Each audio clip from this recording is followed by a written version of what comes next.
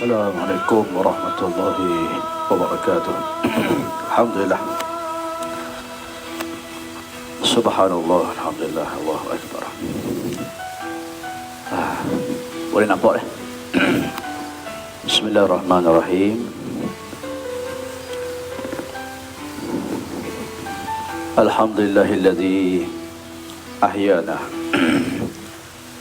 ba'dama amatana wa ilaihin nusyur. Segala puji bagi Allah yang telah menghidupkan kami setelah malam tadi Engkau mematikan kami,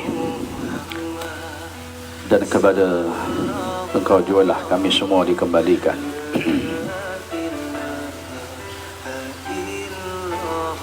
Rabbi a'udzubika min hamazati syayatin wa a'udzubika Rabbi ayyahdurun. Subhanallah wa bihamdihi, subhanallahil azim, adada khalqihi wa ridha nafsihi wa zinata arshihi wa midada kalimatihi. Alhamdulillah. Subhanaka la ilma lana illa ma 'allamtana innaka antal alimul hakim.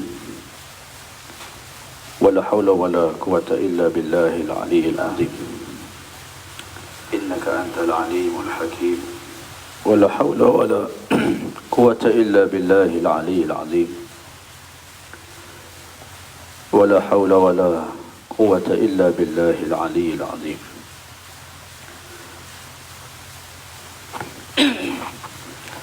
Raditu billahi rabba wa bil islam dina wa bi muhammadin nabiyyan wa rasulah. Bismillahilladzi la yadurru ma'asmihi syai'un fil ardi wa la fis sama' wa huwa as-sami'ul 'alim. Bismillahilladzi la yadurru ma'asmihi syai'un fil ardi wa la fis sama' wa huwa as-sami'ul 'alim. Bismillahilladzi la yadurru ma'asmihi syai'un fil ardi wa la fis sama' wa huwa as-sami'ul 'alim.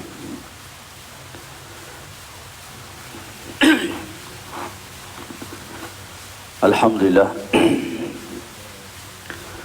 Assalamualaikum warahmatullahi wabarakatuh. Apa khabar semua? Sihat eh? Sahrin Sapuan. Oh ni bosku ni. Dari apa? Nama apa? Event ni. Bosku kita nama apa? Syarikat ni yang set up PA system kita. Alhamdulillah, pagi ini kita dapat sekali lagi bertemu dalam siri tazkirah Isra wa Mi'raj. Khususnya kita di perakhiran bulan Rajab memperingati satu peristiwa yang agung yang berlaku kepada Rasulullah sallallahu alaihi wasallam, yang disebut wa ma ja'alna ru'ya allati araynaka illa fitnatan linnas. Allah Ta'ala sebut, dan tidaklah kami jadikan ru'yah perkara yang dilihat oleh kamu wahai Nabi SAW pada malam Isra' dan Mi'raj itu, melainkan ia adalah satu ujian yang besar pada manusia. Dan Alhamdulillah kita sedang dalam fasa ujian, dan moga ujian ini berpahala untuk kita semua dan lebih mendekatkan kita semua dengan Allah Subhanahu wa ta'ala. Haji syukur, Masya Allah, ini orang kuat bank Islam kita ni di Kuala Lumpur, ya, yang banyak juga menjadi kenal lama dah ni, masa 10 tahun yang lalu dah, 10 belasan tahun yang lalu dah. Moga semuanya sihat, moga semuanya baik, moga semuanya dalam redha dan rahmat Allah Subhanahu wa ta'ala. Jadi pagi ni kita sambung siri kuliah dan tazkirah kita, khususnya membicarakan satu topik, satu tajuk yang besar, yang barangkali sebenarnya saya bukanlah orang yang layak untuk mengupas satu tajuk yang besar ini, dan terasa gerun untuk menghuraikan ayat-ayat Allah Ta'ala, hadis-hadis Nabi SAW. Tapi inilah yang setakat kita boleh usahakan. Moga-moga sedikit kebaikan, sedikit perkongsian ini menjadi asbab untuk kita semua dapat redha dan ampunan Allah Subhanahu wa ta'ala. Tuan-tuan yang dirahmati Allah sekalian, kita dah baca beberapa kisah sedikit tentang situasi yang berlaku dalam negara kita. Yang semalam kita dengar berita, ya, kes yang terbaru sudah mencecah 212 orang.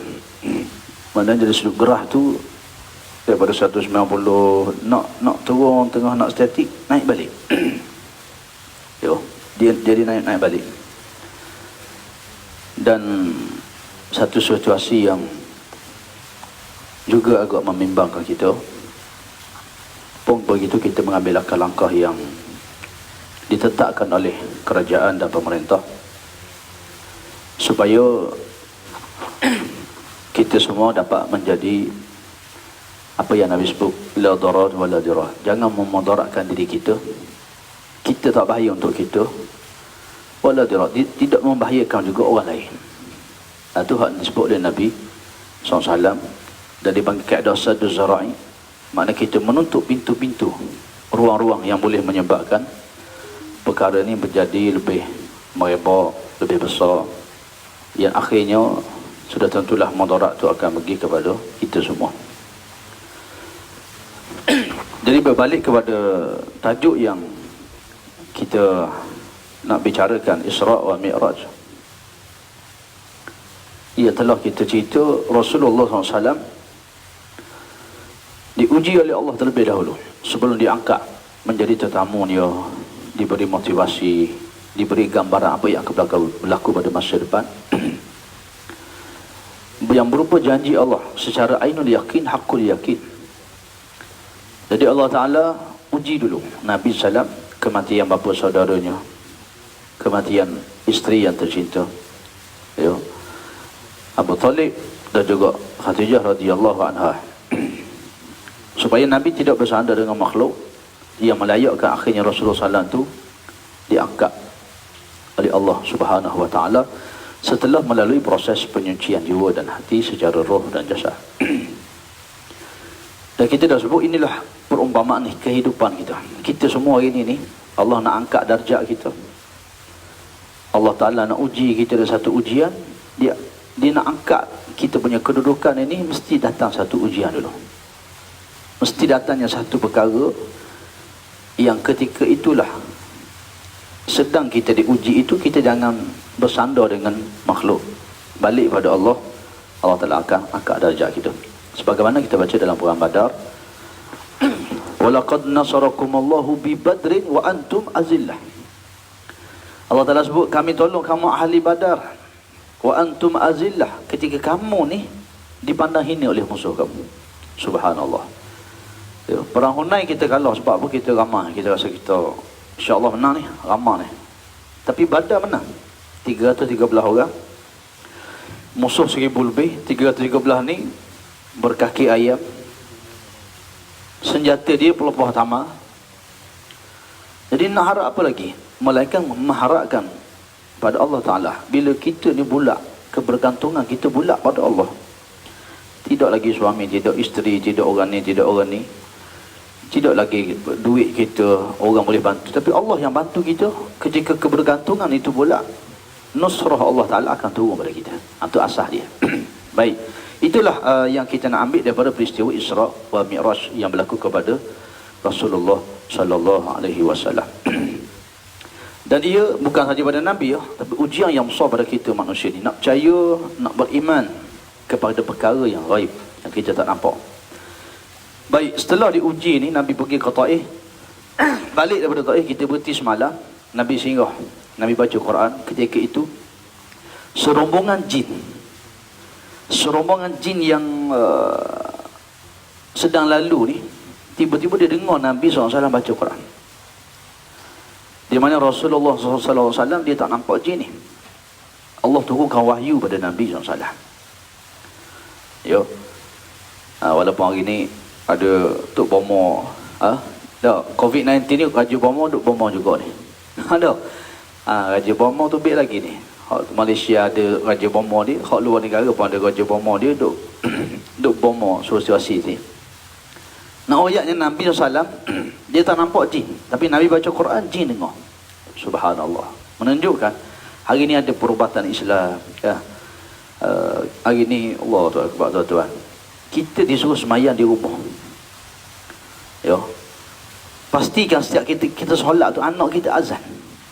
Rumah kita ni bila azan dikumandang, tuan-tuan, antara orang nak mari berobat rumah kita ni, ilmu perubatan Islam Tibun Nabawi, bila kita azan ni, syaitan lari dah keluar daripada rumah kita. Kalau dulu kita nak pagar rumah, nak pagar macam-macam lah. Ni rahmat Tuhan beri ni. Azan dalam rumah, syaitan lari. Apatah lagi kita baca ayat Quran, sembahyang berjemaah, baca Yasin, baca ayat-ayat Quran ni, dihidupkan rumah kita dengan zikrullah. Subhanallah. Baik, nak ayatnya Nabi tengah baca Quran, jin lalu, serombongan jin lalu. Lalu Allah turunkan wahyu pada Nabi sallallahu alaihi wasallam. Qul uhiya ilayya annahu istama'ana farun minal jinni faqalu inna sami'na Qur'anan 'ajaba yahdi ila ar-rusydi fa amanna bih wa lan nusyrika bi rabbina ahada. Ketika diwahyukan pada Nabi SAW ni bahawa serombongan jin, Allah turun wahyu, hey Muhammad SAW, jin sedang mendengar kamu baca Quran. Jin kata apa? Inna sami'na Qur'anan ajabah. Sesungguhnya kami mendengar ayat-ayat Quran ajabah, yang begitu menakjubkan. Subhanallah. Jin tu dengar ayat Quran, jin kata Quran itu ajabah, menakjubkan. Subhanallah. Ni tuan-tuan, sebab apa? Sayyidina Umar tengah-tengah cari adik dia nak bunuh nak tampar adik dia, nak pukul dia sebab ikut Muhammad ni. Bila Sayyidina Umar dengar ayat Quran, subhanallah, Taha ma anzalna alaikal Qur'ana litashqa. Subhanallah. Dengar ayat Quran ni, Umar yang garang, yang asal nak bunuh Nabi, yang asal nak marah adik dia ni, adik ipar dia ni beriman pada Nabi ni. 360 darjah swing. Umar, lihatlah Umar seperti mana hari ini. Subhanallah. Betul katanya kerahnya hati nak lagu mana ni. Masalah kerah hati seseorang, anak kita, keluarga kita. Kadang-kadang kita kurang baca Quran. Kadang-kadang di rumah kita tak hidup dengan Quran. Jadi kita baca. Jadi Nabi ni tengah baca Quran, jin lalu jin kata inna sami'na Qur'anan ajaba. Sesungguhnya kami dengar Quran yang begitu menakjubkan. Yahdi ila rusdi fa amanna bih. Quran ini memberi petunjuk pada kami pada jalan yang lurus. Ini yang paling betul. Wala nusyrika bi rabbina ahada. Kami tak akan syirik lagi, tak akan cari lagi, tak akan sembah lagi Tuhan lain pada Allah Subhanahu wa taala.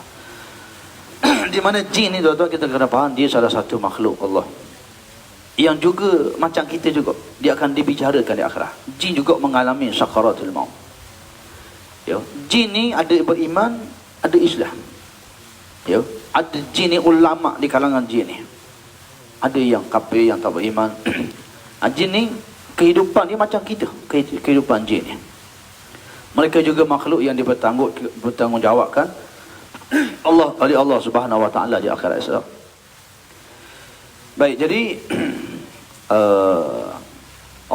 Ustaz panjang dia juga ni. Mana Ustaz panjang nak main mandi kolam boleh ni. Kolam kedai PN di belakang. Ya. Jadi itu jin. Ayo, anak ayatnya tuan-tuan semua. Bila Nabi dengar, ulama kata sebab apa dalam sirah ini ketika Nabi nak balik ke Mekah, tengah jalan Nabi baca Quran, dan kenapa Allah turunkan wahyu khusus pada Nabi SAW bahawa jin dengar kamu baca Quran? Para ulama mengatakan inilah makna Isra' dan Mi'raj. Walaupun Isra' dari sudut bahasa ya, kita dah bahas hari pertama kuliah kita yang pertama tu, dari sudut makna Isra' dan Mi'raj, dua peristiwa satu malam dalam dua surah yang berlainan.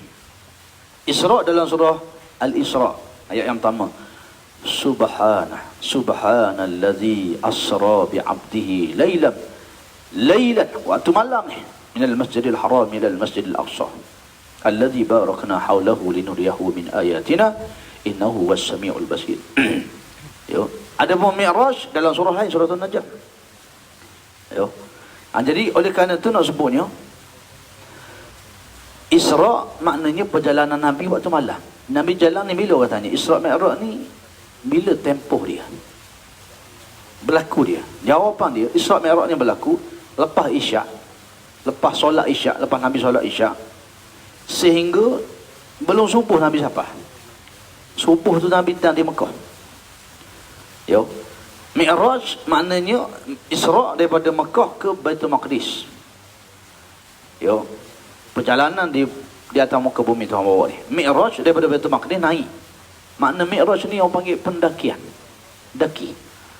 Sampai naik ke langit ketujuh. Selepas tu Sidratil Muntaha, menghadap Allah Ta'ala. Ada orang kata pula, Nabi naik buruk, kan tambak buruk di tempat depan masjid Baitul Maqdis tu. Nabi naik langit pakai buruk ke pakai apa? Yo. Orang ulama mengatakan Nabi naik ke langit pun menunggang buruk juga. Nanti kita akan sapa bab tu, cerita tu kita akan sapa sekejap lagi. Yo. Jadi ni motivasi kita ni. Tengah-tengah Nabi ni, orang Taif baling dengan batu, baling dengan kayu, berdarah kaki. Dalam perjalanan balik, Nabi ni dia punya pengharapan dia, pergantungan dia sangat hebat dengan Allah Ta'ala. Nabi baca Quran, subhanallah tuan-tuan. Di sini kita nak muhasabah. Kita hari ni tengah-tengah Tuhan uji ni, berapa banyak dah kita baca Quran? Yo, tuan-tuan pastikan ya, wajibkan diri aku belum keluar kaki melangkah keluar rumah, mesti baca Quran.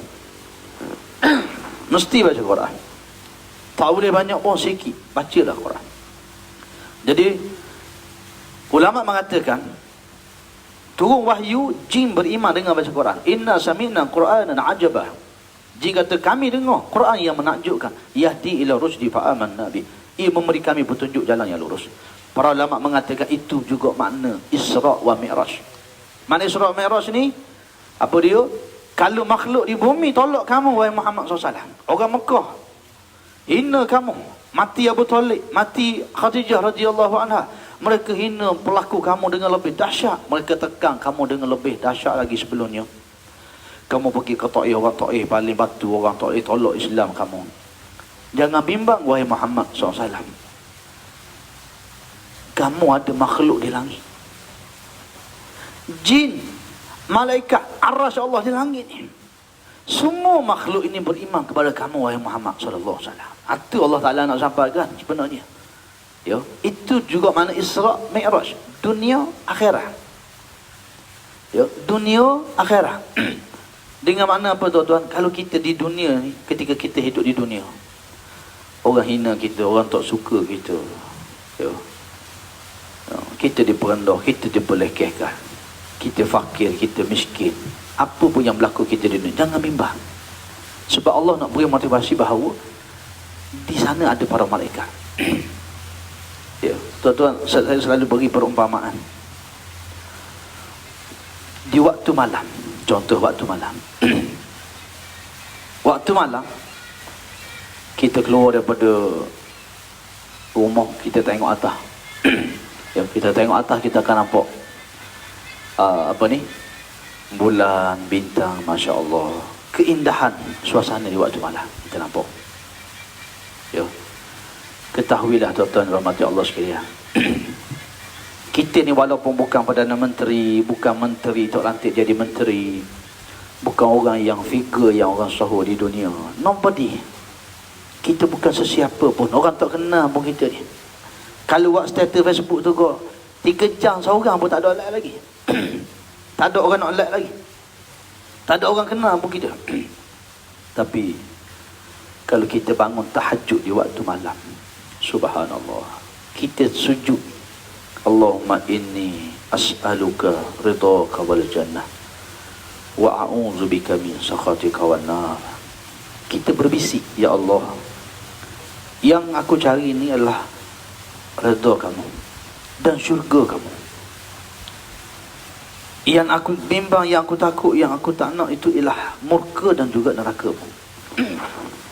Nabi kata siapa ulang doa ni 3 kali, 3 kali, Allahumma inni as'aluka ridhaka wal jannah wa a'udzubika min sakhatika wan nar. 3 kali Nabi kata, ijabah, Allah makbulkan doa dia. Subhanallah. Orang yang berbisik tapi suara dia menggegarkan arasy Allah. Rumah yang bangun tahajud, rumah yang orang bangun sembahyang malam ni umpama bintang, bulan di waktu malam yang indah. Allah dan para malaikat melihat dengan penuh bercahaya tempat itu. Subhanallah. Bayangkan. Ya. Sebab tu Nabi ni Allah Taala beri motivasi macam tu. Orang Mekah tolak, orang Taif pun tolak, baling batu berdarah. Jangan bimbang wahai Muhammad SAW.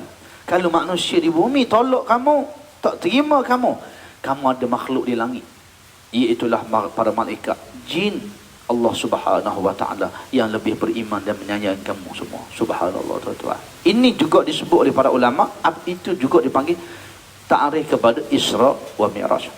Baik, kita cerita lagi. Selepas Nabi baca Quran ni, lalu Rasulullah SAW pergi balik.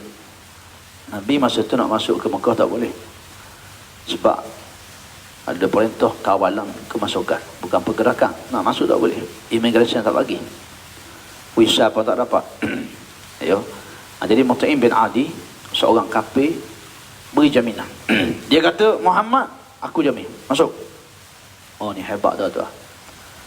Menunjukkan bahawa di sana ada orang bukan Islam yang bersimpati pada Nabi sallallahu alaihi wasallam. Di sini indahnya kita ni hidup dalam masyarakat majmuk. Betapa ramanya Yahudi, orang bukan Islam ni beriman pada Nabi setelah melihat akhlak Nabi, sikap yang ditunjukkan oleh Rasulullah sallallahu alaihi wasallam. Baik, rekah ceritanya, ketika balik Nabi SAW balik ni, ni batuk ni bukan tanda-tanda simptom-simptom ni, insya-Allah agak-agak tak ada apa-apa dah ya. Jangan tuan-tuan kata ustaz ni main batuk-batuk tengah kuliah ni, bahaya ni. Tuan-tuan jarak 1 meter ni, duduk pun jauh, insya-Allah selamat. Ya. Jadi nak royak tuan-tuan, bila balik ke Mekah, ni kita nak start fasa semasa nak berlakunya Isra wa Mi'raj. Kita nak start hari ni.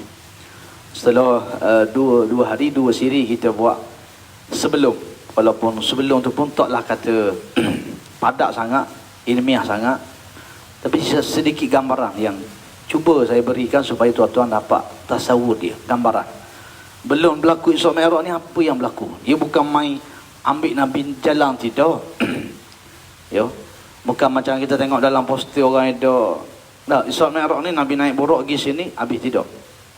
Kita nak faham dulu sebelum berlakunya, sebelum Allah menjemput Nabi SAW menjadi tetamunya yang agung ni, Allah uji dulu Nabi. Ada situasi dia, ada keadaan dia. Dan itulah kita semua.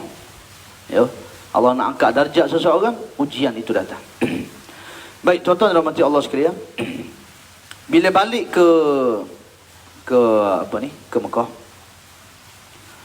nak berlakunya peristiwa Isra' wa Mi'raj ini ketika waktu malam. Kita sebut dah ni. Nas Quran sebut Subhanallazi asra bi 'abdihi lailan. Maha suci Allah yang telah menjalankan hamba-Nya pada waktu malam. Dan kalau kita lihat tuan-tuan, dalam surah Isra' ayat yang pertama Allah Taala sebut, ya, Allah Taala memuji diri dia. Kalau kita baca surah Al-Kahfi, ya, surah Al-Kahfi ayat pertama, Alhamdulillahillazi anzala ala 'abdihi al-kitab wa lam yaj'al lahu 'iwaja. Allah mulakan kalimah memuji diri dia. Kita makhluk tak boleh pun angkat diri kita, puji kita tak boleh. Tapi Allah Ta'ala dia layak untuk memuji diri dia.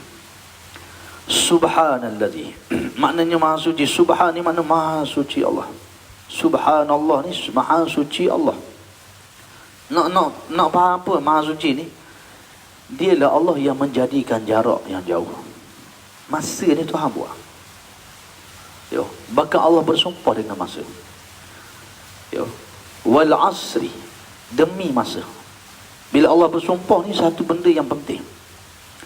Masa ni pendek, panjang, jauh, dekat, jarak.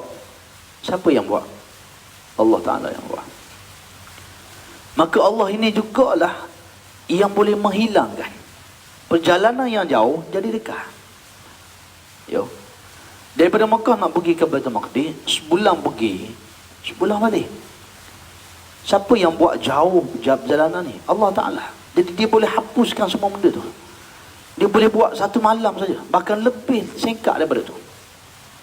Dua peristiwa Isra' Mi'raj. Isra' Mekah ke Baitul Maqdis, Baitul Maqdis ke langit ketujuh sampai ke atas. Balik malam tu lah.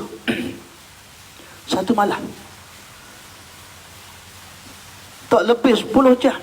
Kalau lepas isyak contoh kita letak lepas isyak kita letak pukul 9 lah. Nabi dah solat isyak pukul 9, 10, 11, 12, 1, 2, 3, 4, 5, 6. Dah, bakal pukul 6 subuh dah. Kat 10 jam. Kat 10 jam ni tak masuk akal. Daripada Mekah pergi Baitul Maqdis, Baitul Maqdis naik ke langit ke-7, balik malam sama. Memang perkara ni ujian. Sebab tu Allah sebut wa ma ja'alna ra'yallati araynaka illa fitnatan linnas. Dan tidak kami jadikan apa yang kamu lihat pada malam Isra' dan Mi'raj itu melainkan ia adalah satu ujian yang besar kepada seluruh manusia. Ujian besar tuan-tuan, Isra' dan Mi'raj. Yo, lepas tu Abu Bakar dapat siddiq. Sebab tu ada orang yang sudah Islam boleh murtad. Sebab apa? Ni tak masuk akal. Kan itu agama kita tak ajar kita. Semua benda nak fikir akal kita, jangan. Akal tak boleh lawan dengan wahyu dan kebesaran Allah Ta'ala. Jadi Allah mulakan dengan Subhanallazi, maha suci Allah yang menjalankan hamba-Nya yang Nabi SAW ni. Nah, ayatnya dialah Tuhan yang buat masa, yang buat jarak jauh perjalanan ni. Dan dialah yang boleh menghapuskan semua tu jadi jarak je pendek dekat. Yo. Baik, lepas isyak ni. Bila berlaku Isra' Mi'raj, lepas isyak. Balik bila? Kat subuh tu. Dari riwayat cerita Nabi dan lagi sembahyang subuh berjemaah. Maknanya satu malam. Tak sampai 10 jam. Dua peristiwa. Kaki Kuala Lumpur ni. Ya, pergi ke Baitul Maqdis, sampai naik ke Sidratil Muntaha. Baik, jadi pada pada malam tu lepas isyak, kita ambil hadis-hadis yang sahih lah daripada Bukhari, Muslim dan beberapa hadis. Kerana peristiwa ni kita dah sebut, dia berlaku di saat ilmu Islam itu berdasarkan ingatan, bukan catatan. Dan cuma para ulama mengumpulkan hadis-hadis. Ada yang menyebut 26 orang sahabat yang meriwayatkan hadis-hadis ni. Yang hadis-hadis ni dikumpulkan. Dan hati-hati tuan-tuan, banyak juga cerita-cerita yang disebar dalam WhatsApp tu tentang Isra' Mi'raj ni daripada hadis-hadis yang palsu, InsyaAllah saya cubalah buat kajian study sikit untuk bercerita mengupah tajuk Isra' dan Mi'raj ini dalam konteks hadis-hadis yang sahih saja, insya-Allah. Yo. Baik, jadi kemudian lepas Isyak Nabi duduk ketika itu, lepas Isyak ni Nabi sedang duduk di Hijr Ismail. Kalau kita baca dalam hadis banyak ada kata duduk di rumah, yo, di rumah. Nabi duduk di rumah, dibuka atap, diberi mari, macam-macam. Tapi yang disebut oleh para ulama, yang paling kuat pendapatnya Nabi sedang berjerenggan di Hijr Ismail. Hijr Ismail ni kena tak? Kalau siapa-siapa hak biasa pergi Mekah tu, dia tahulah Hijr Ismail ni apa. Ya. Siapa-siapa yang pernah pergi ke Mekah buat umrah ataupun tak pergi ke Mekah pun, kita tengok gambar Kaabah tu. Sekejap tuan kena makan coklat sikit ni. Yo, siapa-siapa yang pernah pergi ke Mekah ni Kaabah, depan Kaabah ni ada kawasan berpagar, itu dinamakan Hijr Ismail. Kawasan yang berpagar. Kenapa dinamakan Hijr Ismail? Yo, macam-macam pendapat, wallahu alam, tak tahu. Kita nak jawab sana wallahu a'lam, sebab zaman Ibrahim, zaman Ismail ratusan ribu tahun lamanya. Yang pasti para ulama mengatakan Hijr Ismail ni ni Kaabah yang zahir tu, kawasan berpagar tu, ni Hijr Ismail ni dia adalah sebahagian daripada Kaabah. Oleh kerana itu orang yang tawaf, kita buat kursus umrah baru ni walaupun sepatutnya kita sedang bertawaf ni sepatutnya saya dan para jemaah saya kalau pergi umrah 13 Mac ya, sedang bertawaf ni ya. Tapi oleh kerana ujian Allah Ta'ala di Saudi hari ni, Saudi 21 hari bermula 23 Mac dia buat perintah berkurung tu. Perintah berkurung, boleh keluar siang saja, malam dia ada larangan. Dia panggil perintah berkurung di Saudi hari ni. 23 Mac bermula 21 hari ya. Jadi tuan-tuan semua, Hijr Ismail ni sebahagian daripada Kaabah. Lepas orang yang tawaf, jangan salah nak shortcut ni. Musim-musim COVID-19 ni tak ada orang. Orang tak ada orang ni, itulah duduk Mekah dah. Nak shortcut, nak tawaf, masuk dalam, tak sah tawaf tu. Kenapa? Kerana Hijr Ismail ni adalah sebahagian daripada Kaabah. Jadi kita kena tawaf di luar Hijr Ismail. Dan Hijr Ismail ni, kalau ikut Aisyah pernah minta dengan Nabi SAW nak semayang dalam Kaabah. Lalu Rasulullah SAW kata, Aisyah, semayang di sini cukup dah. Semayang di mana? Di dalam Hijr Ismail ni. Yo. Kerana semayang di sini macam kamu semayang dalam Kaabah. Subhanallah. Lepas tu kita pergi tengok. Lepas tu kita pergi umrah, kita nak tawaf. Dalam Hijr Ismail ni penuh semua orang. Orang tu penuh. No, kita tengok sujud tu perut dia pijak atas kepala kita. Tu dalam Hijr Ismail. Ya. Ya. Jadi tapi kita semua solat, ketika kita semayang, waktu kita solat, kita kena hadap ke Kaabah yang zahir ni. Tak boleh hadap ke Hijr Ismail. Ni kena faham. Semayang kena hadap Kaabah. Walaupun dia Hijr Ismail ni sebahagian daripada Kaabah, kena hadap Kaabah yang zahir itu. Baik. Lepas Isyak malam, Nabi tengah tidur sinilah, berjerengih disebut. Walaupun dalam hadis disebut, ketika Nabi tidur ni, tidur dalam keadaan tidur jaga. Ketika itu bersama Nabi ada dua orang. Bersama dengan Rasulullah SAW ni ada dua orang yang tidur sekali dengan Nabi. Dan kalau ikut dalam hadis tidak disebutkan nama siapakah dua orang ni yang duduk tidur dengan Nabi SAW. Nabi duduk tidur, ada dua orang duduk sini. Para ulama mengatakan sebab apa tak sebut namanya? Kerana ta'ziman, membesarkan Nabi dan memuliakan Rasulullah SAW dalam peristiwa Isra' wa Mi'raj ni. Nak ayatnya tak ada nak sebut nama dua orang ni.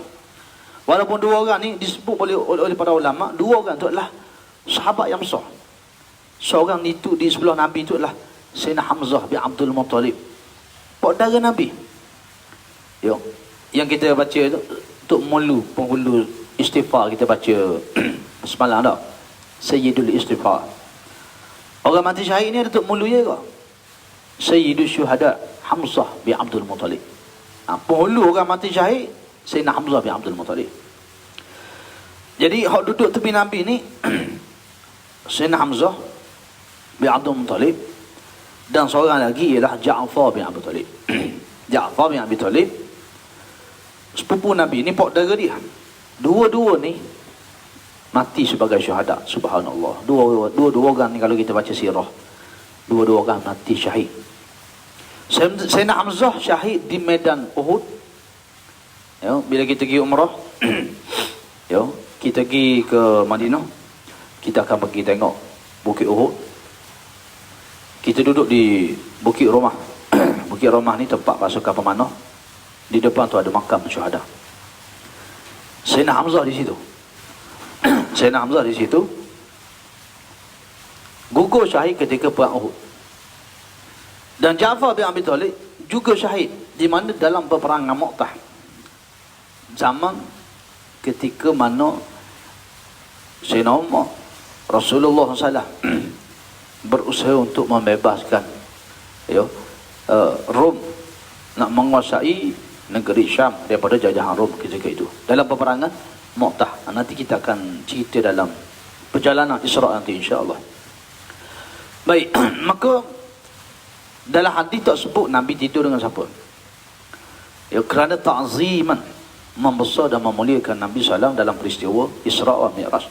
Tapi dua orang itu tadi para ulama mengatakan yang bersama-sama dengan Rasulullah SAW itu Sayyidina Hamzah bin Abdul Muttalib dan Ja'far bin Abi Talib. Pak dara dia dan sepupu dia, dua-dua ni gugur syahid. Satu dalam medan Uhud, satu medan Mu'tah. Jadi ni dua orang tak sedar. Maka ketika tidur ni lah marinya Jibril. Disebut Jibril wa Mikail wa malakun akhar. Yo. Dan malaikat-malaikat lain yang tidak disebutkan nama. Ada ulama kata 3 orang, Jibril, Mikail, Israfil. Yo.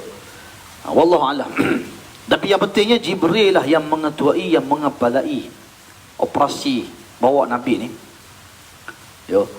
Nak bawa Nabi ni, perjalanan ni yang pastinya Jibril. Yang eskortnya tu. Ada yang sebut Jibril dan Mikail. Baik, lalu daripada Hijri Ismail ni Rasulullah SAW diangkat, dibawa ke Telaga Zamzam. Ya, dibawa ke Telaga Zamzam. Ya, Telaga Zamzam. Lalu di situlah berlakunya proses operation pembedahan dada Nabi SAW. Menunjukkan bahawa belum Rasulullah SAW ni dibawa menghadap Allah Ta'ala. Diuji dulu, diuji dengan mati Abu Talib, Khadijah, orang Taif tolak Islam, orang macam-macam orang buat dalam Nabi ni. Dan sebelum lagi nak naik ni, dibersih dan dicucikan hati Nabi SAW. Ni operation kalau kita ikut operation kali yang kedua. Ya, kalau kita baca dalam sirah Rasulullah SAW, operation kali pertama ketika umur 5 tahun di perkampungan Bani Sa'ad ketika menyusu dengan Halimatus Sa'diyah. Itu yang pertama. Ni yang kedua. Subhanallah, tuan-tuan, kalau kita muhasabah kalau kita fikir balik, setara Nabi SAW ni 2 kali Allah cuci bersihkan jantung hati dia. Sebab kita manusia ni hak jadi raja kita sini. Yo. Di hati kita ni lah segala-galanya. Daripada hati kita ni pergi kepada pemikiran kita. Daripada apa yang kita fikir, kita bercakap. Apa yang kita cakap, yang kita ucap, itu yang kita akan buat. Dan banyak hadis-hadis yang Allah, yang Nabi sebut, Allah tak pandang wajah kita. Kita putih, kita hitam, kita kaya, kita siapa pun kita. Kullukum min Adam. Kamu semua daripada Adam. Wa Adam min turab. Adam tu daripada tanah. La fadla li Arabi wala ajam. Wala li abyad wal aswad illa bit taqwa. Tak ada lebih orang Arab, orang bukan Arab, yang berkulit putih, berkulit hitam, melainkan orang bertakwa kepada Allah Ta'ala. Jadi Allah Ta'ala tak lihat kita ni pada fizikal, tapi Tuhan tengok sini. Hati kita Allah Ta'ala tengok. Adakah hati ni kita ni qalbun salim, ataupun hati kita ni qalbun marid, hati yang sakit, ataupun hati seseorang tu qalbun mayyit, hati yang mati. Hati dia mati. Dia dengar tazkirah, dia dengar peringatan, dia dengar orang buat pengumuman hari ni mati lagi bertambah, dijakiti ramai, sedikit pun tidak menambah amal soleh dalam hidup dia. Ini yang kita kena muhasabah. Bagaimana Rasulullah sallallahu alaihi wasallam ni 2 kali dibelah jantung hati dia. Yo, kita ni Allah, berapa kali kita banyak muhasabah, nak bersihkan hati kita dengan zikrullah dan amal-amal yang soleh. Baik tuan-tuan, kita balik pada tajuk kita ni. Dibawa Nabi dilentangkan kat telaga Zamzam ni, dilentangkan. Lalu Jibril mengarahkan Mikail bawa air Zamzam, satu bekas bawa air Zamzam. Yo, Allah, bila sebut air ni mari dahaga sekejap tuan-tuan. Ada air ni, standby ada sini. Kita masih lagi dalam kuliah.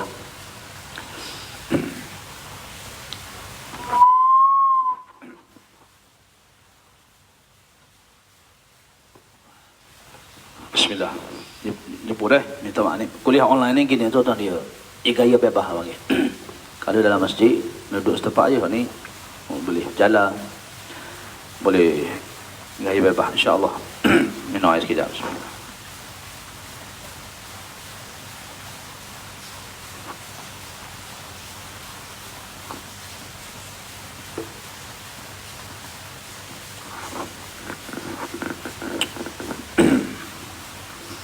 Alhamdulillah.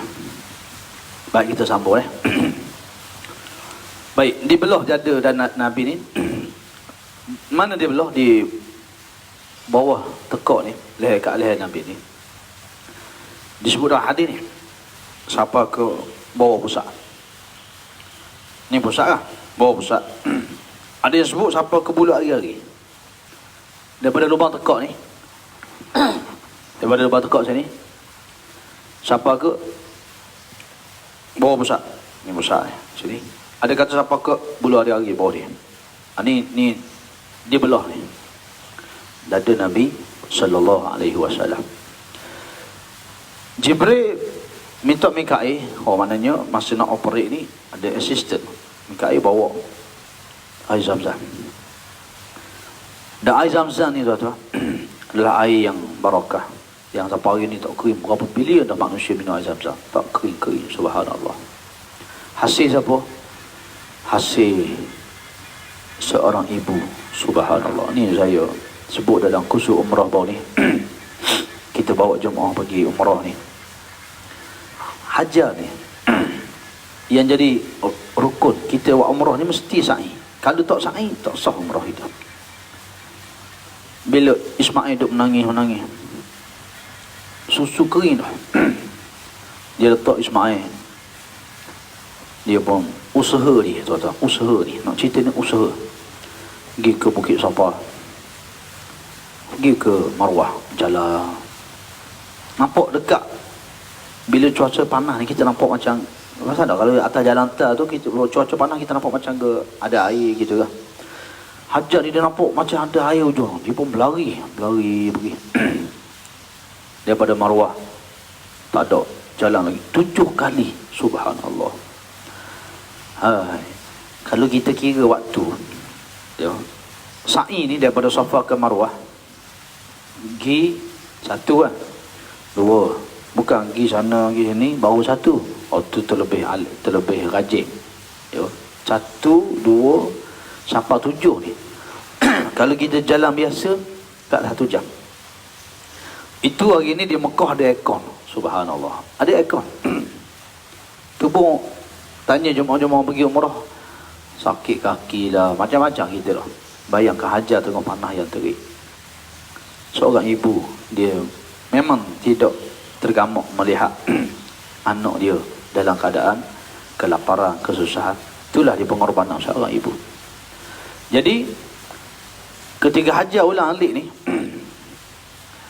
akhirnya Ismail duduk kain tu bukan kaki Nabi Ismail AS. Disebut Jibril, malaikat menampakkan sayap dia ke bumi. Nanti kita cerita Rasulullah SAW melihat rupa asal malaikat Jibril di atas sana ketika Mi'raj. Kita akan sapa nanti. Nabi kata Jibril ada 600 sayap. Sayap dia ada berapa? 600 sayap. Memenuhi ufuk timur dan barat. Di bawah sayap dia tu batu-batu permata yang indah. Bayangkan, dihempakkan sayap ke bumi ni sehingga keluarlah air Zam-Zam ni. Air Zam-Zam ni ulama sebut annama azamzama 5 syulibalah. Sesungguhnya air Zam-Zam ni 5 syulibalah. Ada hadis menyebut diberi kelebihan kerana apa ia diminum. Kita minum tu niat, kena niat. Masa minum Zam-Zam ni kena niat untuk apa? Itu kelebihan yang diberi oleh Allah Subhanahu wa taala. Baik, tambah panjang cerita, itu cerita Pak Zam-Zam ni. Jadi Nabi jelentang di belah jantung dada dia tadi tu, daripada lubang tekak sampai ke bawah pusat. Ada kata sampai di bawah sikit lagi kat bulu hari-hari dia. Lalu Jibril bawa perintah Mikail bawa bekas daripada air Zam-Zam, dikeluarkan hatinya, jantung qalbun, jantung hati Nabi ni, lalu dicelup. Celup yang pertama, air tu jadi hitam merah. Air tu jadi macam kotor air. Lalu celup lagi kali kedua, masih lagi. Sehingga dicelup kali ketiga, baru bersih.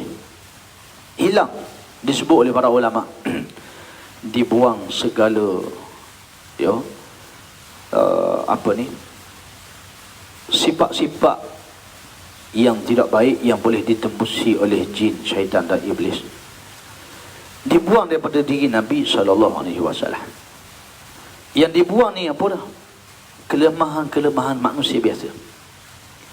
Dan ruang-ruang yang boleh dimasuki, penyakit waswas, syaitan, iblis, dia tak boleh pergi. Dicuci, dia dibersihkan dari sudut rohaninya. Lalu lepas dibasuh ni, dimasukkan, lalu Jibril minta Mikail bawa satu bekas daripada emas. Dulang ni dulang emas. Ni kita nampak dalam hadis sebut ni, dulang ni dulang emas. Kenapa dulang emas? Kerana dalam syurga ni hiasan-hiasan dia yang mahal itu adalah emas. Hari ni manusia suka pada emas. Manusia suka emas, Tuhan tahu. Nak wayaknya barang nak bawa ni, nak masuk dalam dada Nabi ni barang mahal. Jadi hak bawa dulang-dulang emas. Macam kita lah, kita nak bawa presiden, orang-orang yang kita sayang, orang yang VIP. Takkan kita nak bawa kereta Exia? Mesti kita bawa kereta-kereta mewah yang paling baik, terbaik. Jadi sekarang nak bawa apa ni? Jibril suruh Mikail bawa dulang emas yang ada hikmah dan juga ada iman. Hikmah dan iman. Hikmah ni apa? Hikmah ilmu yang memiliki kebijaksanaan. Bukan sekadar ilmu, tapi ilmu yang ada kebijaksanaan. Lalu hikmah itu dimasukkan dalam dada Nabi SAW, iman itu dimasukkan dalam dada Nabi SAW, dan dipenuhi dengan hilman, yakinan, islaman, imanan kepada Allah Subhanahu wa taala. Dipenuh dalam dada Nabi ni dengan hilman, sifat lemah lembut. Allah, patut tuan Rasulullah SAW ni tak ada lah orang yang paling baik akhlaknya. Bila orang tanya Aisyah, akhlak Nabi ni macam mana? Kana khuluqul Quran. Allah Rasulullah ni akhlak dia adalah Quran. Subhanallah. Akhlak Nabi SAW itu adalah Al-Quran.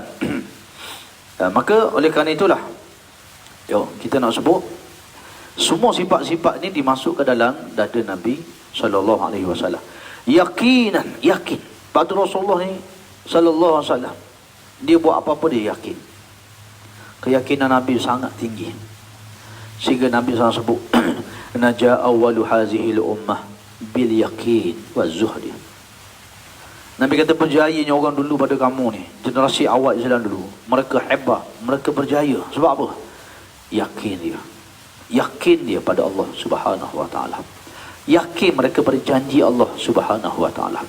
Jadi ini yang kita kena ada hari ni. Keyakinan ini yang perlu ada pada diri kita pada hari ni. Dalam apa situasi yang kita hadapi, yakin Allah Ta'ala buat satu perkara ni bukan sia-sia, tidak. Mari COVID-19, mari apa pun berlaku dalam hidup kita ni, Rabbana ma khalaqta hadza batilah. Balik pada ayat ni. Ya Allah, ya Tuhan kami, tidak kamu buat semua ini hadza batilah, saja-saja tidak. Subhanaka faqina azabannar. Maha suci Engau ya Allah, jauhkan kami daripada azab api neraka-Mu. Banyak hikmah yang bila Allah Ta'ala buat ni. Banyak hikmah. Orang yang sibuk dengan kerja siang malam, tiba-tiba hari ni bersama isteri, bersama keluarga dia. Orang yang tak pernah solat, barangkali dia kena sakit, dia solat. Orang yang dah solat, solatnya lebih khusyuk, dia bangun tahajud, keluarganya baca Yasin. Orang tak pernah ingat Allah, balik pada Allah Ta'ala. Ini hikmah kenapa Allah Ta'ala jadikan perkara yang berlaku pada kita hari ini. Jadi dalam kehidupan kita di dunia ni, tuan-tuan, berlaku apa saja, balik Rabbana ma khalaqta hadza batilah. Ya Allah, kamu tak buat semua ni saja-saja, tidak. Tuhan tak buat saja-saja. Subhanaka, maha suci Engkau ya Allah. Subhanaka, maha suci Engkau ya Allah, jauhkan kami daripada azab neraka. Lepas tu tuan-tuan baca surah Al-Baqarah, biasa kita sebut. Dan surah Baqarah ni Allah Ta'ala buat perumpamaan. Inna Allah la yastahi an yadriba masalan ma ba'udatan fama fawqah. Allah tak pernah malu nak buat satu perumpamaan dengan seekor nyamuk. Kerana nyamuk itulah yang membunuh Raja Namrud, raja yang zalim. Kerajaan Babylon. Kerajaan yang hebat, yang besar, yang bakar Nabi Ibrahim. Tapi mati dengan apa? Nyamuk dia. Ini kehebatan, kebesaran Allah Subhanahu wa taala. Jadi tuan-tuan semua, nak sebutnya Nabi SAW ni dimasukkan dengan sifat-sifat tadi. Dulang emas Mikail bawa ada dua, hikmah dan juga iman. Dua ni dimasuk dalam dada Nabi. Lalu dipenuhkan dengan hilman, yakinan, islaman. Ilman dengan ilmu. Itu sifat-sifat yang mulia, sifat-sifat rohani yang menjadikan Rasulullah sallallahu alaihi wasallam kedudukan dan martabat dia lebih pada malaikat dan makhluk-makhluk yang lain. Dan itulah ketinggian kita manusia. Walaqad karramna bani Adam wa hamalnahum fil barri wal bahr. Tuhan kata Allah memuliakan kita anak Adam. Wa faddalnahum ala katsirin mimman khalaqna tafdila. Allah lebihkan kita ni di atas segala penciptaan lain. Kenapa Rasulullah makam dia tinggi? Kenapa lebih pada malaikat yang muqarrabin? Kerana sifat-sifat rohani ni. Hikmah, iman, yakinan, islaman, hilman. Sifat ini, sifat rohani ni ada pada diri Nabi, menjadikan Nabi SAW itu martabat dia tinggi, lebih pada malaikat yang muqarrabin. Dan kita semua pun kalau ada sifat ni pada diri kita, itulah tingginya nilai kita, kedudukan kita di sisi Allah Subhanahu wa taala. Baik, lepas dah masuk semua ni, dah masuk semua sifat pada dada Nabi ni, lalu ditutup. Ditutup, lalu dimaterikan di belakang belikat Nabi ni dengan satu tanda khatamun nubuwah. Di belakang Nabi ni, di belikat Nabi tu ada satu tanda. Ditutup dan dimaterikan bahawa di sini ini adalah Nabi yang terakhir, khatamun nubuwah. Ini adalah Rasul yang terakhir diutuskan oleh Allah Subhanahu wa taala. Itu tanda. Dan tuan-tuan kena faham, tanda-tanda pada tubuh Nabi ni disebut sejak zaman dulu lagi dalam kitab-kitab terdahulu. Ahli kitab tahu sebiji-sebiji. Kita ni pada disebut dalam Quran kan, allazina atainahumul kitab ya'rifunahu kama ya'rifuna abna'ahum. Orang-orang yang kami beri pada mereka kitab, dia kenal Nabi SAW lebih daripada dia kenal anak dia lagi. Contoh tuan-tuan, contoh. Dah. Ni bila anak-anak kita balik cuti ni. Anak kita ni kita tak kenal lagi dia sebenarnya. Di depan kita macam ni, di belakang kita tertengok sifat dia. Tapi Nabi SAW, perangai, sifat, akhlak, bentuk tubuh, apa yang ada pada diri Nabi ni, sebiji-sebiji dah ada dalam kitab dah. Sehingga Allah sebut allazina atainahumul kitab, orang-orang yang kami beri kepada mereka itu kitab. Siapa ni ahli kitab? Ya'rifunahu kama ya'rifuna abna'ahum.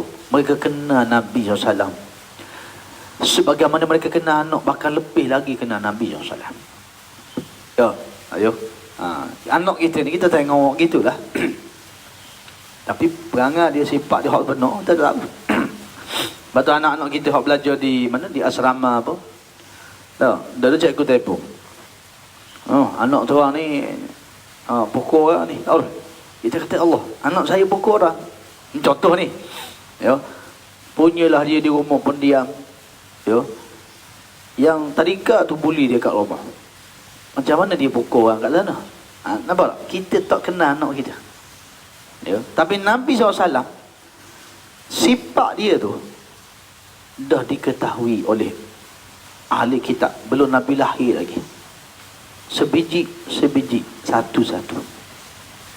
Jadi bila ditutup, dimanterikan jatuh dada Nabi ni, lepas operation tadi tu, masuk sifat-sifat ni, dia besar jatuh hati dia, dimanterikan dengan khatamun nubuwah. Dan kalau kita baca sirah tuan-tuan sedikit, Anas bin Malik, ya, radhiyallahu anhu, bukan Anas bin Malik, apa, Salmanul Farisi. Salmanul Farisi, Salman ni orang Parsi. Ya, kalau kita baca riwayat hidup para sahabat radhiyallahu anhu, yang menariknya Salman ni orang Parsi. Dia daripada Parsi. Ayah dia ni orang besar dalam agama Majusi. Ia menyembah api ni. Jadi Salman ni dia memang minat. Allah Ta'ala beri pada dia ni. Dia pergi satu tempat temu ahli kitab. Gereja ke gereja. Belajar dengan ahli kitab, nak tahu mana nak cari Rasul akhir zaman. Sehingga dia tidur di gereja dan dia tengok macam mana penyelewengan yang berlaku di gereja dan sebagainya. Kalau kita baca kisah dia panjang. Mereka cerita sehinggalah Petri terakhir yang dia duduk mati tu. Petri tu kata mau kena pergi ke suatu tempat, satu negeri yang di situ pokok-pokok tamar dia banyak. Di sebelah negara Arab sana, itulah Madinah. Mau tunggu situ. Rasul akhir zaman rebut dalam kitab ni, dia akan zahir di situ. Dan sifat-sifat Nabi ni, kita sebut tadi tu, tanda khatamun nubuwah ni, nak cerita ni, ada kaitan ni. Ada disebut dalam kitab ni. Dan Salman mengaji. Salman kata, oh gini. Okey. Salman ingat, dia set dalam kepala dia, cara nak kenal Nabi akhir zaman, Rasul ini tanda dia. Lalu Salman ni nekat. Ayah dia marah dia. Dia ada kambing, dia jual kambing dia. Dia kata kepada kabilah Harap. Dia dengar ada kabilah Harap mari ke Parsi. Dia kata ginilah, kamu ambil semua kambing aku. Yang penting bawa aku ke negeri kata banyak pokok tamar tu, kebun, pokok kurma banyak di negeri tu Madinah lah, Madinah. Lalu ketua kabilah Harap dia kata okey baik, boleh bawa. Salman pun pergi kambing-kambing binatang ternak dia, akhirnya kena tipu. Kena scammer setabuk. Mana scammer ni zaman dulu ada dah scammer ni, bukan hari ni. Ni kerajaan umum apa, PM umum semalam boleh keluar KDBSP akaun kedua. Oh, scammer ada selalu dah. Ya, hati-hati ya tuan-tuan. Ya. Kita tak ada KDBSP apa ni. Jadi nak ayatnya Salman kena tipu. Kabilah Harap ni bahang kambing dia, binatang ternak dia, jual dia. Salman tu kena jual. Ya, macam kita tengok cerita Piramli itulah. Jual-jual tu kena jual, jadi hamba. Lalu takdir Allah Ta'ala, takdir Allah, dia dijual kepada seorang Yahudi hak ada kebun tamar. Kebun tamar ni kebun kurma di Madinah. Subhanallah tuan-tuan. Itu kadang-kadang aturan Allah Ta'ala ni, Masya Allah. Kita nak macam ni lah. Tuhan atur hidup kita ni. Lalu kau ni, lalu kau ni, lalu kau ni. Akhirnya jadi gini. Ya. Maha suci Allah subhanallah. Ya. Bukan semua benda yang kita nak dalam hidup kita ni kita dapat. Dan kadang-kadang ada yang kita rancang macam ni. Tapi jalan dia tu Allah buat macam ni. Sabar insya-Allah. Ya. Kadang-kadang apa yang kita nak tu ada, Tuhan nak beri. Tapi ada jalan dia. Ada kaedah yang kita kena ikut. Jadi Salman ni nak sangat. Allah Ta'ala sebut, wallazina jahadu fina lanahdiyannahum subulana wa innallaha la ma'al muhsinin. Orang yang bersungguh pada jalan kami ni, Tuhan akan tunjuk jalan. Wallazina jahadu fina lanahdiyannahum subulana. Syaratnya kita betul-betul nak. Betul-betul. Salman betul-betul dia ni nekat sungguh nak cari Nabi sallallahu alaihi wasallam. Akhirnya kena jua dengan seorang Yahudi. Dia pun kerja di ladang kurma, kebun tamar ni. Kerja Salman tu panjat pokok kurma ni, kutip buah. Ajar kita orang dulu-dulu lah, ada pokok ramba, pokok duku dah, tok beraih mari berapa sepokok ni. Gitulah, maknanya ambil sepokok pergi jual pasar. Salman kerja dia jadi hamba, kutip buah kurma tu dia.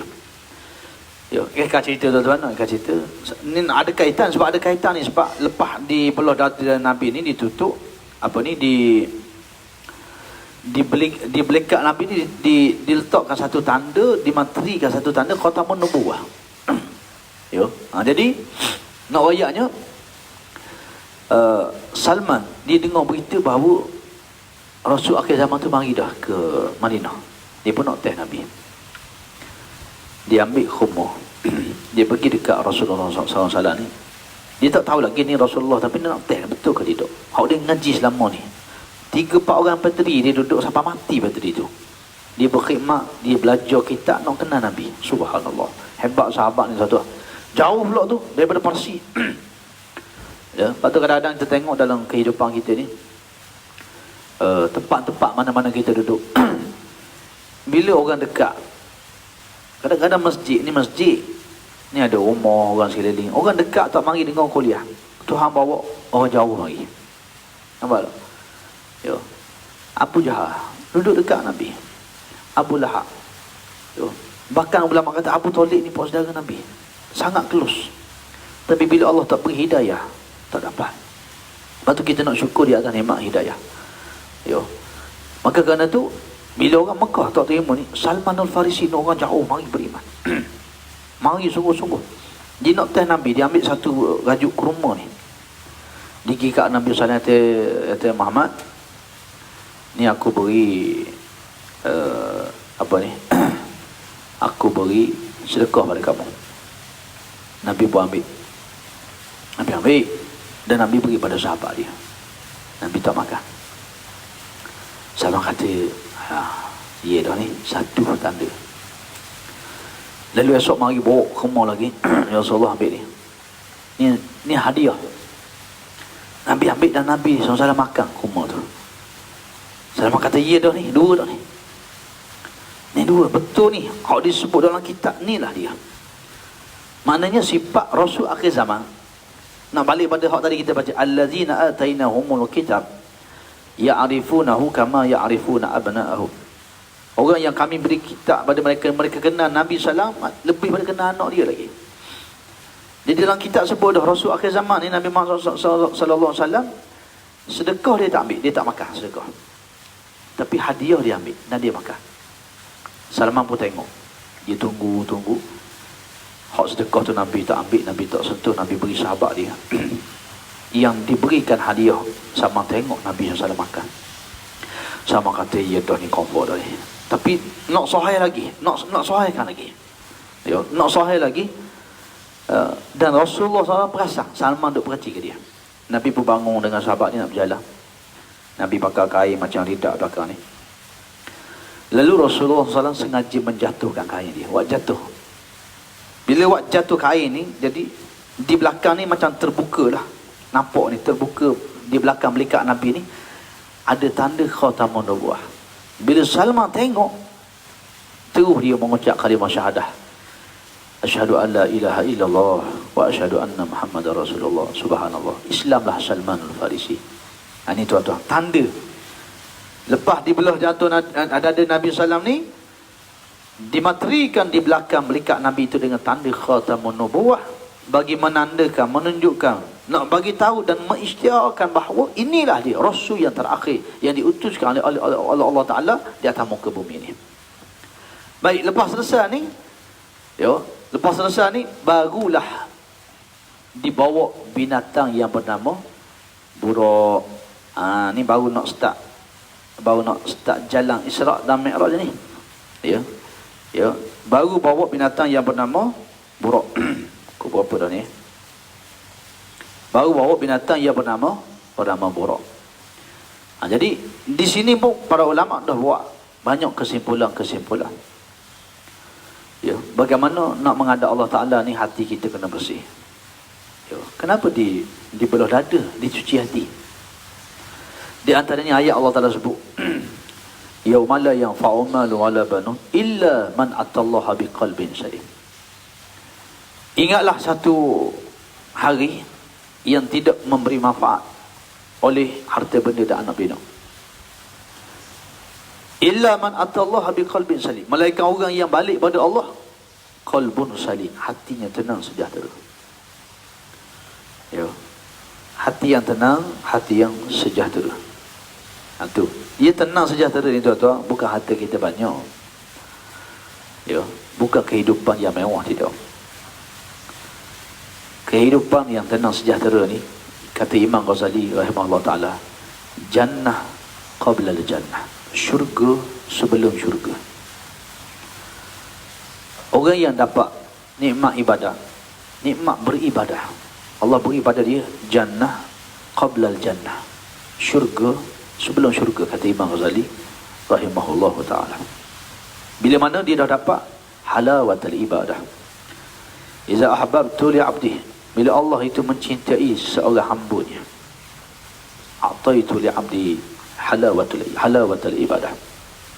Bila Allah dah sayang, cinta pada kita ni, Allah Ta'ala akan beri apa pada kita? Halawatul ibadah, lazat dan nikmatnya dalam kita beribadat kepada Allah Subhanahu wa ta'ala. Jadi oleh kerana itu, tuan-tuan dan rahmati Allah sekalian, pentingnya penyucian hati kita. Pastikan belum kita meninggal dunia, belum kita mati ni,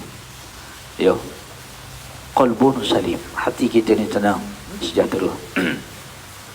Hati yang redha dengan apa jua ketentuan Allah beri dalam hidup kita. Hati yang tidak dengki dan hasad pada orang di atas nikmat yang Allah anugerahkan pada orang. Hati yang sentiasa mendoakan orang. Yang kita harapkan hanyalah redha Allah Subhanahu wa ta'ala. Itu sangat penting. Adapun qalbun marid, hati hak sakit ni, Allah tak habis-habis. Dendam kesumah, benci orang, iri hati, hasad, dengki, tak habis lagi dalam diri dia. Dia yang lebih parah qalbun mayit, hati yang mati. Orang hati mati ni, datanglah apa peringatan, sedikit pun tidak beri manfaat untuk dia. Jadi nak ceritanya banyak kesimpulan dibuat oleh para ulama. Tapi tak apalah, kita ambil satu sudut tu. Lepas Nabi dibuat persiapan. Sebab apa buat persiapan ni? Nak berjalan jauh, bukan nak pergi Kuala Lumpur, nak jalan jauh. Apa ni, angkasawan negara kita pun apa, Syekh Muzaffar lah, Dr. Syekh Muzaffar nak pergi naik angkasa lepas tu, berapa bulan duk training dulu dengan dikawal dengan persiapannya. Maka Rasulullah SAW ni nak dijemput oleh Allah Ta'ala menjadi tetamunya,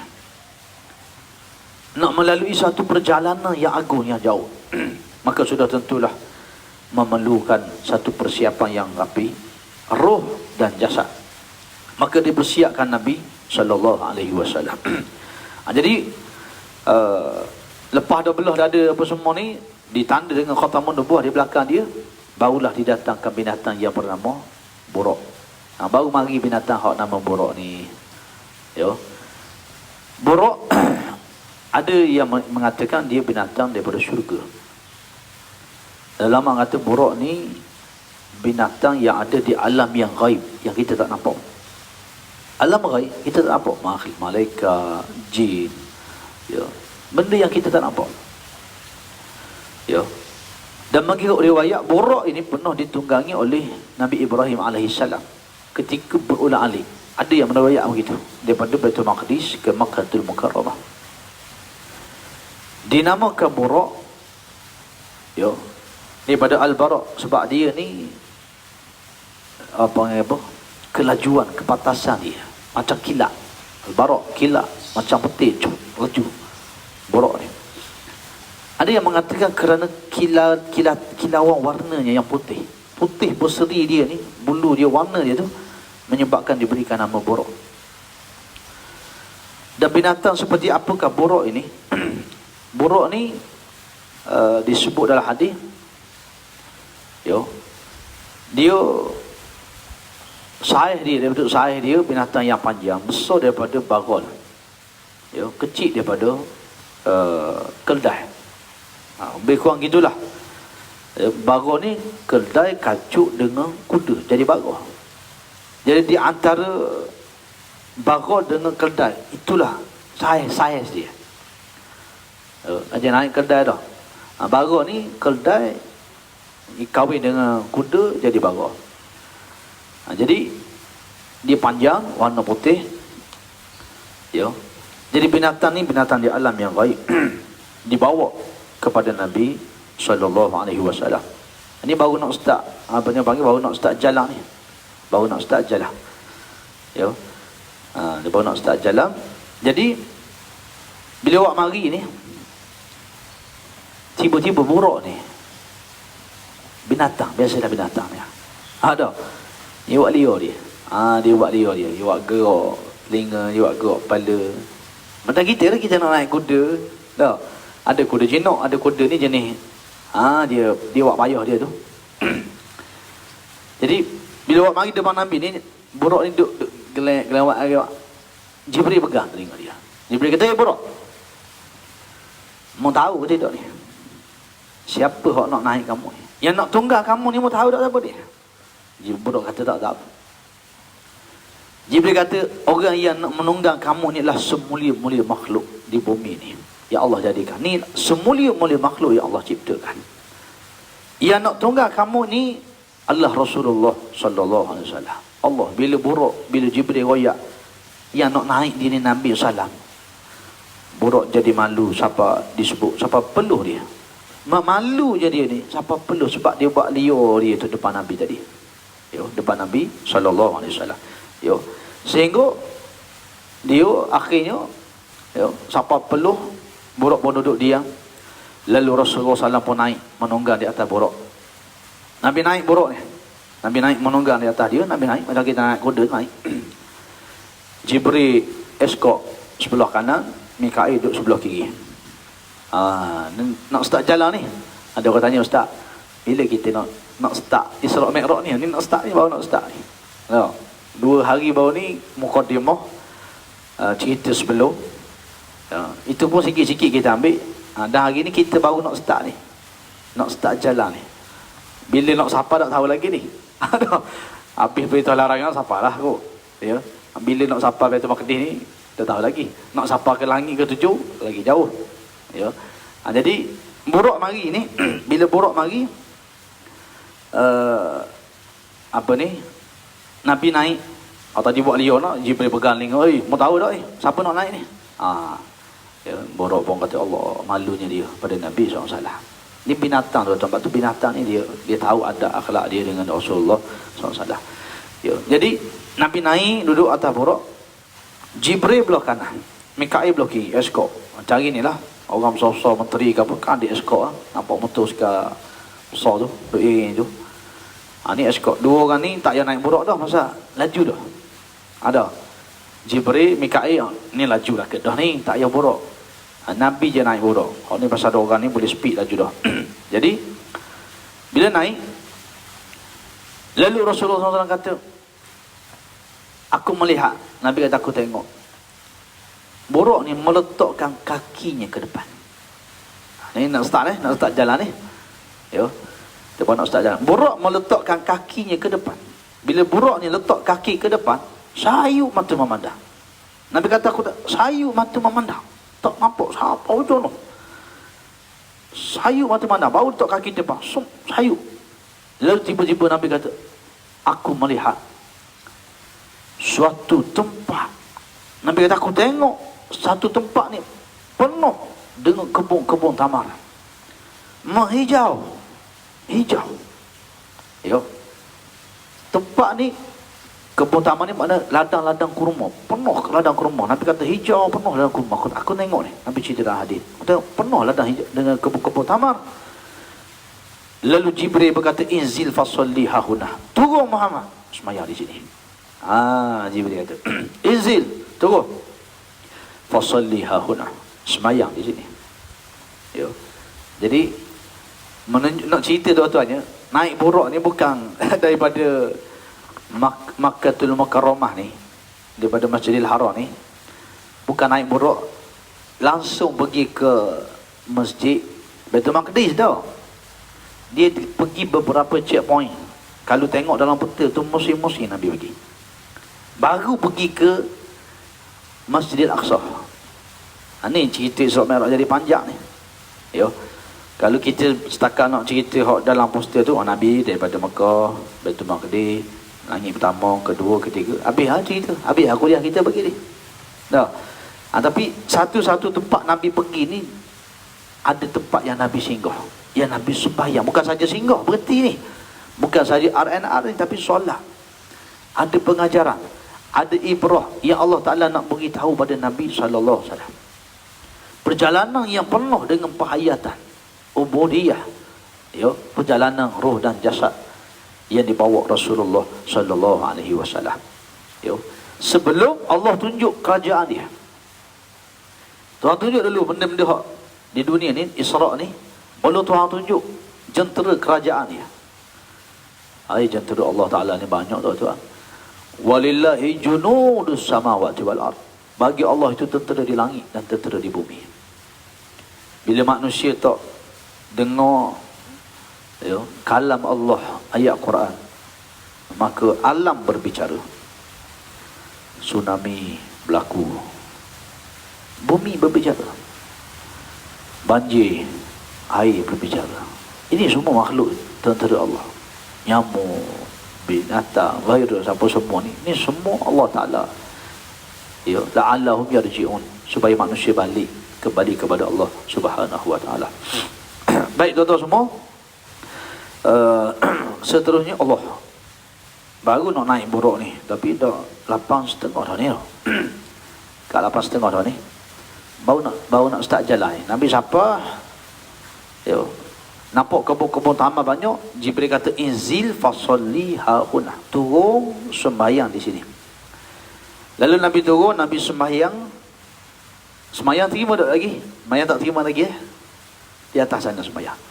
Tapi kalau kita baca dalam hadis-hadis, Rasulullah SAW sebenarnya dah solat sebelum tu lagi. Menurut ulama, sembahyang ikut syariat Nabi Ibrahim AS. Sembahyang 2 rakaat. Sembahyang 2 rakaat. Ya. Jadi Nabi sembahyang 2 rakaat, kemudian Rasulullah SAW menunggang balik. Naik balik nak menunggang buruk. Jibril tanya Nabi SAW, atadri aina sallaita? Muhammad SAW, tahu tak kamu tadi sembahyang di mana tadi? Sembahyang di mana tadi? Lalu Nabi SAW jawab, qala la, aku tak tahu. Nabi kata, tak tahu. Lalu Jibril kata, sallaita fi Taibah wa ilaiha al-muhajarah. Kamu sembahyang ni di Taibah, dan di sinilah tempat kamu akan hijrah nanti. Ayo. Jadi tuan-tuan, ni baru tempat yang pertama ni, tak cerita lagi ni. Dia banyak lagi, Madian, Turi China, Baitul Laham. Yo, Nabi melihat banyak. Baru buruk ni sampai ke Baitul Maqdis. Jadi checkpoint ni banyak. Dan oleh kerana jam dah menunjukkan kat 8.30. Yo, Allah nak suruh cerita panjang. Ya, ada apa? Kita cerita panjang. Kita pendek-pendek dah ni, kita kat dah ni. Tu pun ada orang tanya lagi, Ustaz, bila kita nak naik borok ni? Dah, bila kita nak start jalan ni? Nak start jalan ni. Tapi dah masih dah pukul 8.30 dah ni. Ya. Takut ada nak pergi pasar, nak masak, ya. 1.5 jam dah ni kuliah ni. Ya, insya-Allah. Nanti kita sambung lagi. Ya. Kalau tak ada panjang umur, insya-Allah. Nak sebut insya-Allah deh. Tuhan kata wala taqulanna li syai'in inni fa'ilun zalika ghada illa ayyasha Allah. Jangan kamu nak buat ni esok-esok, melainkan kamu sebutlah insya-Allah. Jadi insya-Allah tuan-tuan yang dirahmati Allah sekalian, panjang umur, ya, ada kesempatan kita sambung pagi esok. Ya, kita sambung pagi esok. Yang tengah sarapan, teruskan sarapan bismillah molek, doa molek-molek, minta Allah Ta'ala beri kesihatan yang baik untuk kita semua ni. Ya. Dan insya-Allah moga tuan-tuan semua di rumah masing-masing hari ni nikmatilah family bonding time ini dengan kita memperbanyakkan mengisi keluarga kita dengan ibadah-ibadah, insya-Allah. Bercanda apa nak panggil, bersuka gurau pun ibadah juga. Tapi kita jaga waktu solat sembahyang berjemaah, waktu ngaji kita ngaji, ajar anak-anak kita baca yasin. Ya, lepas tu kita main tak apa. Ya. Ustaz nak ajak mandi kolam pun kita pagar kunci belakang ni. Kalau mari pun minta maaf tak kenal. Kalau tuan-tuan mari pun ustaz ni nak hantar, siapa dia tak kenal. Sebab kita ikut arahan kerajaan, kita perintah kawalan pergerakan. Ya. Jadi ustaz pun nak keluar juga sekejap ni, nak pergi pasar cabang 3 sekejap. Ya, kerana jam pun dah 8:30 dah. Insya-Allah moga-moga ya, semua yang menonton ni baru boleh tengok dalam iPad ni, moga-moga semuanya sihat, dikurniakan kesihatan oleh Allah Subhanahu Wa Taala. Moga kita berpahala di atas hujan ini. Ya, yang sepatutnya kita semakin dekat dengan Allah Subhanahu Wa Taala. Biar kita semakin hampir dengan Allah Taala. Itu yang disebut allazi khalaqal mauta wal hayata liyabluwakum ayyukum ahsanu amala. Kami jadikan hidup, ya, dan mati ni ujian. Ni ujian ni. Kita dalam tempoh ujian ni, ya, untuk apa? Liyabluwakum ayyukum ahsanu amala. Tuhan nak tengok siapa orang, ramai-ramai kita ni tengah diuji siapa paling baik amalan dia. Ada orang buka TV pagi siapa amalan. Ya, ada orang tidur je, dia orang cuti, tidur je. Ada orang sembahyang duha, baca Quran, ya, baca yasin sama-sama, makan-makan, dah. Jadi moga-moga kita ni tergolong dalam ayyukum ahsanu amala. Kita dapat golongan yang terbaik, amalan yang terbaik kita manfaatkan untuk keluarga kita, insya-Allah tuan-tuan. Ya, moga-moga Allah kurniakan kita semua ni jannah qablal jannah, syurga sebelum syurga, kenikmatan dalam beribadah, kenikmatan dalam berkeluarga, ya, dalam kehidupan kita, insya-Allah.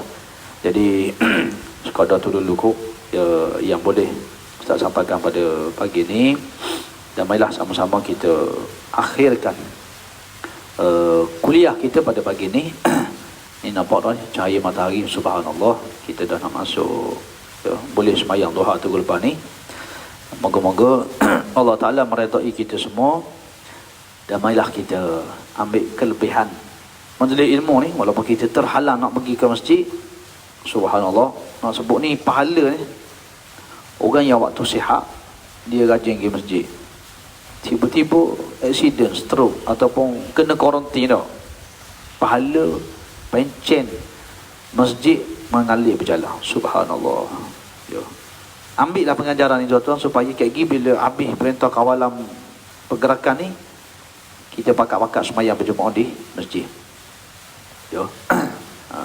Cuba bayang, kalau takdir Allah lah, contoh Allah 14 hari kita sakit, kita tak boleh pergi masjid.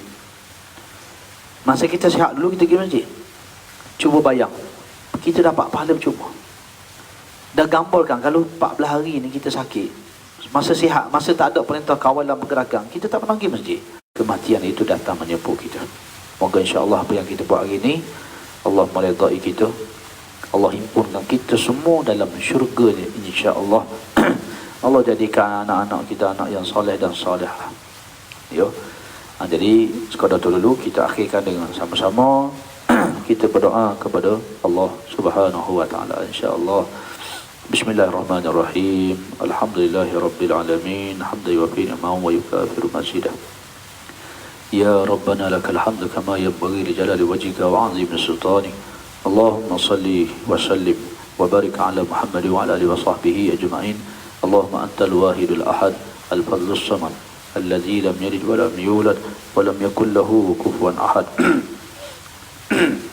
اللهم حبب لنا الإيمان وزينه في قلوبنا وكره لنا الكفر والفسوق والعصيان واجعلنا من الراشدين واجعلنا من المتقين واجعلنا من المتطهرين واجعلنا من عبادك الصالحين.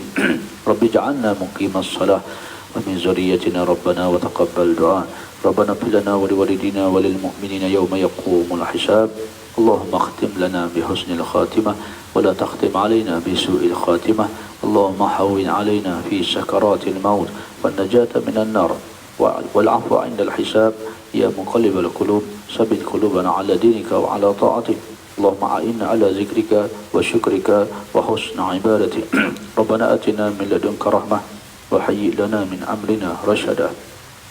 Ya Allah, Ya Rahman, Ya Rahim, Ya Zal Jalali wal Ikram.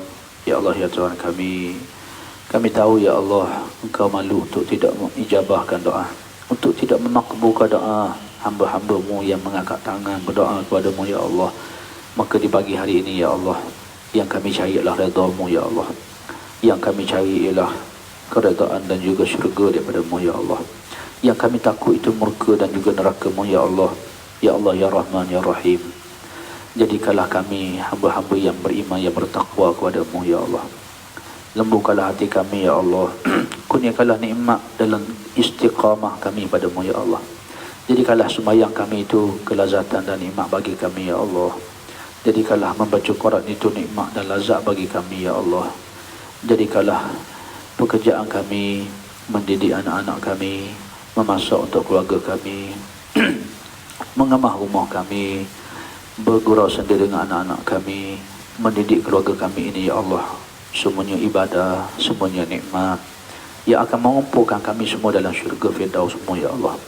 Ya Allah, Ya Tuhan kami, ampunlah dosa-dosa kami Ya Allah, segala maksiat pada-Mu Ya Allah. Maka kami bermohon di pagi hari ini Ya Allah, dalam majlis ilmu ini Ya Allah, ampunlah dosa-dosa kami Ya Allah.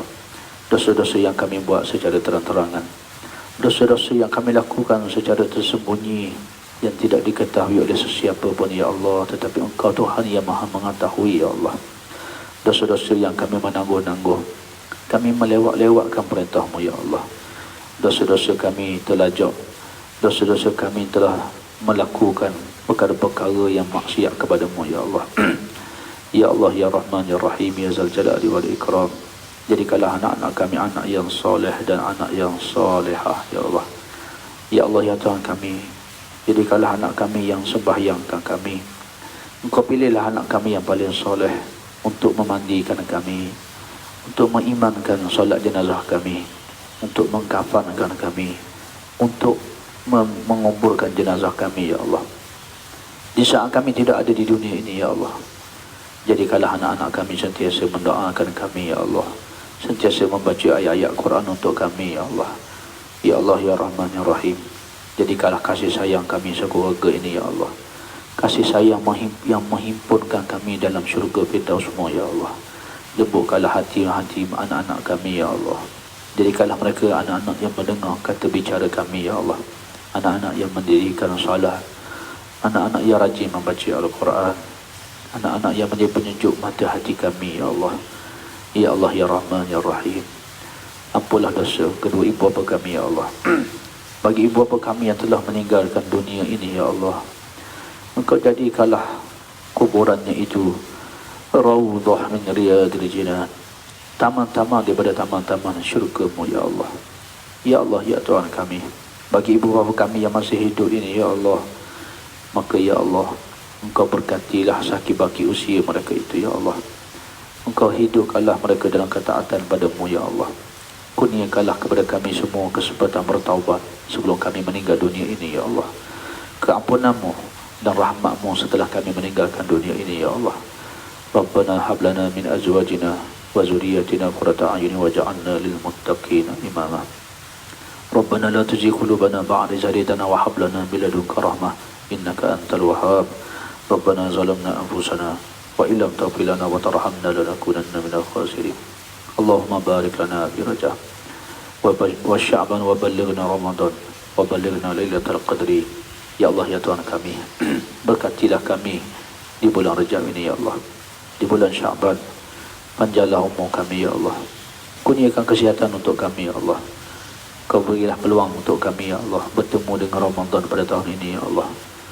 Ya Allah ya Tuhan kami, kurniakanlah kesempatan pada kami ya Allah untuk kami bertemu dengan malam qadar pada tahun ini ya Allah. Rabbana zalamna anfusana wa illam taghfir lana wa tarhamna lanakunanna minal khasirin. Rabbana atina fid dunya hasanah wa fil akhirati hasanah wa qina adzabannar. Wa sallallahu ala Muhammadin wa ala alihi wa sahbihi wa baraka wa sallam.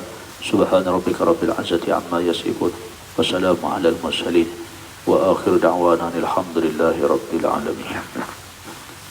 Alhamdulillah. Sekadar tu tuan-tuan yang dirahmati Allah sekalian, yang dapat kita sampaikan pada pagi ini, ya, matahari pun dah naik, subhanallah, masya-Allah. Semayang duha, ada waktu ni semayang duha sekejap, ajak anak-anak kita, keluarga kita, kalau pun dia ajak anak-anak semayang duha berjamaah, ya, ayah yang memimpin, ya, semayang duha. Ambil peluang, boleh bagi nasihat sikit, tadabbur sikit ayat-ayat Quran, reka-reka tak apa dah, hidupkan sunnah Nabi itu dalam keluarga kita, insya-Allah. Moga Allah Ta'ala merahmati kehidupan kita semua, dunia dan akhirat, ya. Jadi sekadar tu, insya-Allah panjang umur, kita jumpa lagi pagi esok, ya. Assalamualaikum warahmatullahi wabarakatuh. Jadi kalau tuan-tuan nak tengok sikit, ni suasana apa? Suasana kolam kita ni. Inilah kalau nak datang, ya, lepas-lepas habis perintah kawalan ni bolehlah datang mandi kat padang. Nanti Ustaz masuk dalam air tu, bismillah. Ustaz berenang kan ni? Masuk dalam air tadi.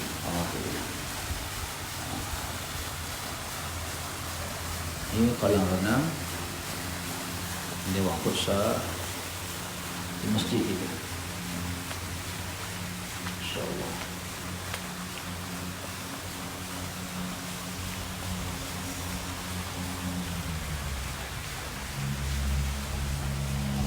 Di masjid ini, masjid itu pagar yang sedang ditutup, ya. Jadi sekarang itu insya-Allah. Assalamualaikum warahmatullahi wabarakatuh.